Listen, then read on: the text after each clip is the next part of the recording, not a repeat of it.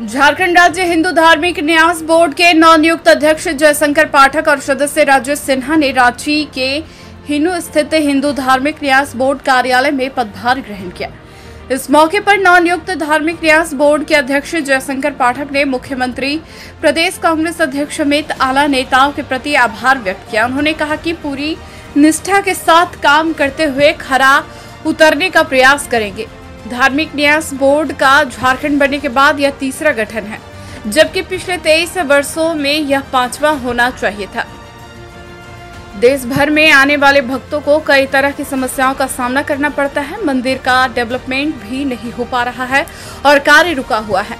ऐसे में धर्म के कार्य में जो भी परेशानियां हैं उसे दूर करने का प्रयास किया जाएगा। वहीं सदस्य राकेश सिन्हा ने कहा कि यह एक बड़ी जिम्मेदारी मिली है।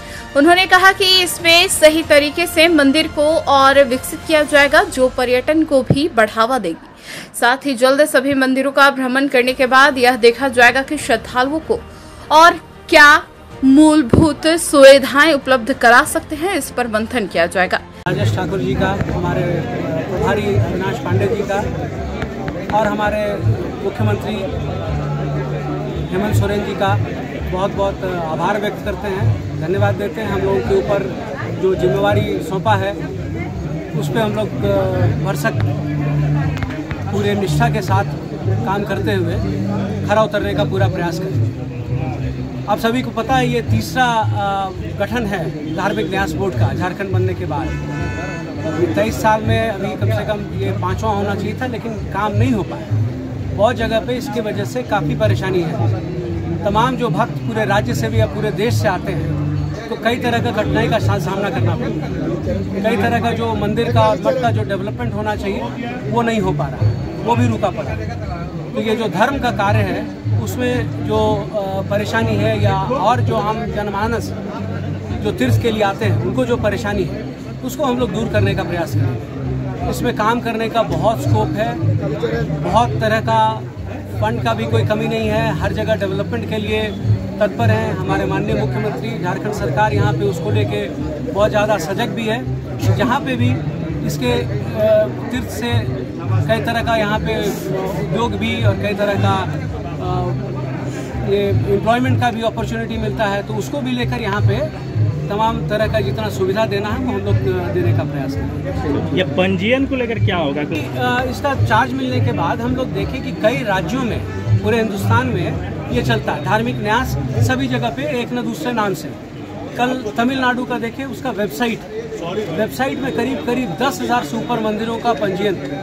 हमारे यहाँ पे मैक्सिमम मंदिर का पंजीकरण नहीं है, तो इसके ऊपर भी मेन हम लोग को काम करना पड़ेगा। सभी राज्यों में वेबसाइट बना हुआ है, यहाँ पे वेबसाइट नहीं है, उसको बनाना पड़ेगा। लोगों को पता नहीं रहता, लोगों को इसका नियम नहीं पता है, इसके बारे में भी लोगों को बताना पड़ेगा, जागरूक करना पड़ेगा। और इसको यहाँ पे पंजीयन करने से उस मंदिर का और मठ का सभी जगह का विकास और सब चीज़ संभव है, एक लीगल दायरे में भी आता है। इसके बारे में शिक्षित करना पड़ेगा। जो तमाम और वेबसाइट के माध्यम से जगह जगह पे दर्शन करने के लिए आप उसमें तमाम सुविधाओं के लिए भी आप उस वेबसाइट के ज़रिए आप वो कर सकते हैं। तो इन तमाम बातों पर, बिंदुओं पर हम लोग यहाँ पे अभी बोर्ड बैठ के चर्चा करेगा। और हम लोग को चलने का समय नहीं मिला है, हम लोग को दौड़ने के लिए समय मिला है।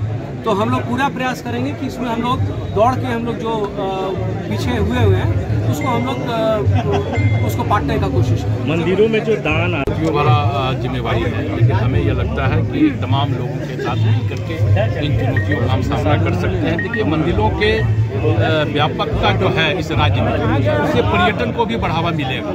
कहीं ना कहीं अगर मंदिरों को हम विकसित करते हैं तो स्वाभाविक तौर पे राज्य में पर्यटन का को भी एक दिशा और दशा दोनों तय होगी। और हम लोग भ्रमण करेंगे तमाम मंदिरों का, और वहाँ भ्रमण के उपरांत यह भी देखेंगे कि जो श्रद्धालु हैं उनको हम कैसे मूलभूत सुविधाएं उपलब्ध करवा सकते हैं। तो इन तमाम चीज़ों पर मंथन के उपरांत जो है हमें लगता है कि जो छिन्नमस्तिके का मंदिर अभी है, चाहे रांची का जो हृदय स्थली पहाड़ी मंदिर है, उसको हम कैसे डेवलप कर सकते हैं, कैसे उसको पर्यटक के रूप में भी विकसित कर सकते हैं। तो इन तमाम चीज़ों को हम लोग आकलन के उपरांत जो है। रांची से न्यूज़ ANP के लिए चंद्र प्रकाश।